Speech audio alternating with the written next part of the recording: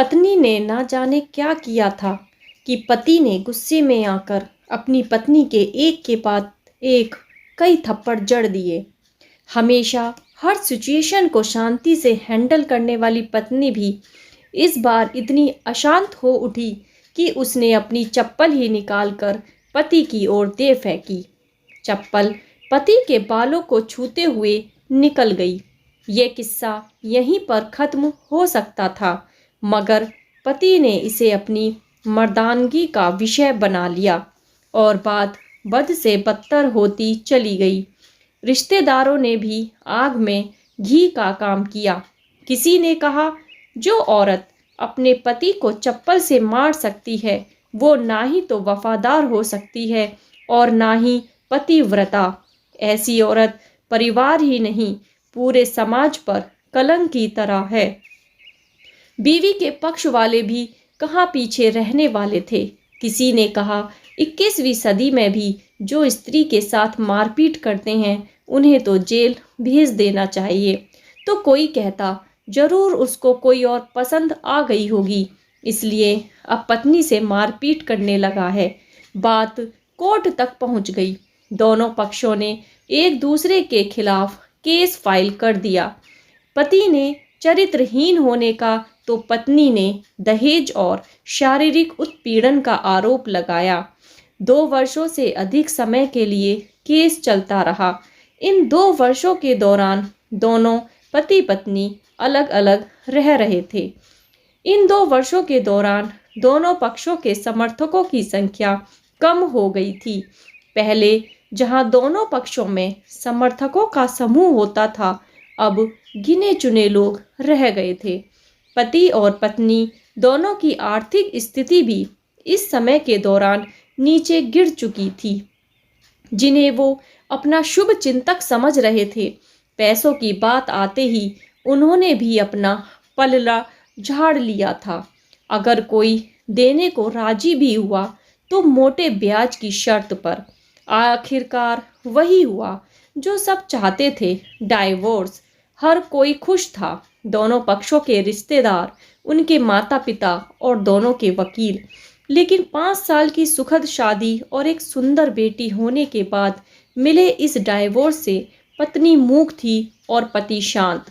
शायद ये एक इत्तेफाक ही था कि इस खुशी को मनाने के लिए दोनों पक्ष के लोग एक ही चाय की टपरी पर बैठे, आमने सामने।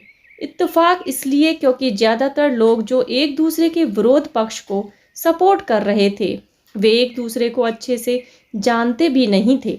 पति पत्नी भी इन सभी से दूर एक दूसरे के सामने मेज पर बैठे। पत्नी ने पति से कहा, अब तो खुश होंगे ना, तुम्हारे मन की जो हुई है मुबारक हो। तुम भी तो आज जीत गई हो, मुझसे तलाक तो तुम्हें भी मिल गया है। कॉन्ग्रेचुलेशन टू यू टू, पति ने कहा। तलाक तो तुम जीत का प्रतीक समझते हो, पत्नी ने पूछा। पति चुप रहा। थोड़ी देर की शांति के बाद पति ने कहा, मुझे तुम्हें 5 लाख रुपए अभी और हर महीने 8,000 देने का आदेश है। अभी मेरे पास पैसे नहीं हैं, इसलिए हमारा मतलब मेरा जो सिटी में फ्लैट है उसे तुम्हारे नाम कर देता हूँ। पत्नी बोली, लेकिन उस फ्लैट की कीमत तो 18 लाख की है। हाँ, लेकिन हमारी बेटी तुम्हारे साथ है और आगे जाके उसके खर्चे भी बढ़ेंगे, तुम्हें थोड़ी आसानी होगी, पति ने कहा। नहीं नहीं, मुझे सिर्फ 5 लाख ही देना और तुम हर महीने 8,000 तो देने ही वाले हो। मैं मैनेज कर लूँगी। अगर 5 लाख भी नहीं है तब भी कोई बात नहीं है, पत्नी बोली। दोनों फिर से शांत हो गए।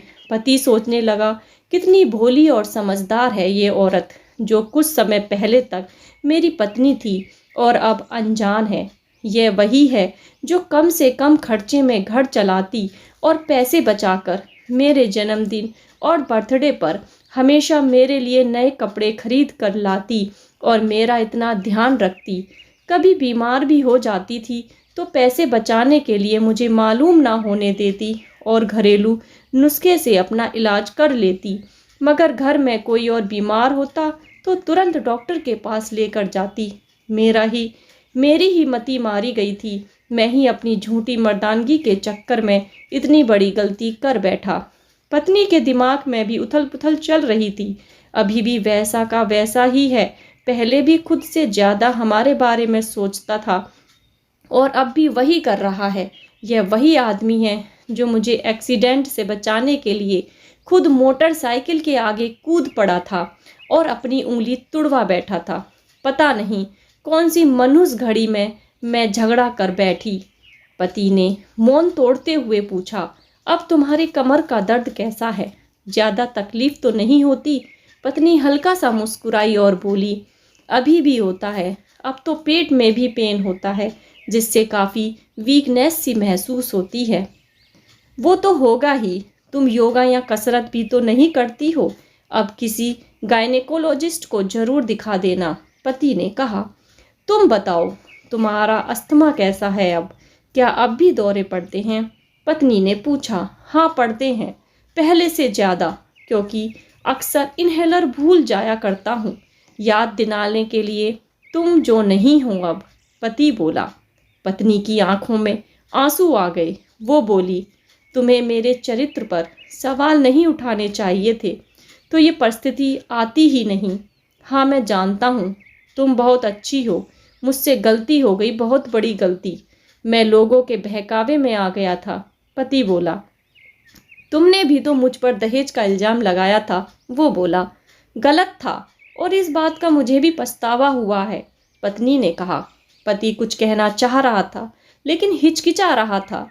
पत्नी ने पूछा, कुछ कहना चाहते हो? वो बोला, क्या सब पहले जैसा नहीं हो सकता? क्या मतलब? पत्नी बोली, मतलब कि हम फिर से पहले की तरह पति पत्नी बनकर, सच्चे दोस्त बनकर नहीं रह सकते? पति बोला, पर ये डाइवोर्स के पेपर दिखाते हुए पत्नी ने कहा, फाड़ देते हैं। पति ने अपने पास रखे डाइवोर्स के पेपर फाड़ते हुए कहा। पत्नी ने भी अपने पास रखे पेपर फाड़ दिए। सभी हैरान थे, वकील, रिश्तेदार और माँ बाप। पति पत्नी दोनों एक दूसरे के हाथ में हाथ पकड़े अपने घर की तरफ चले गए।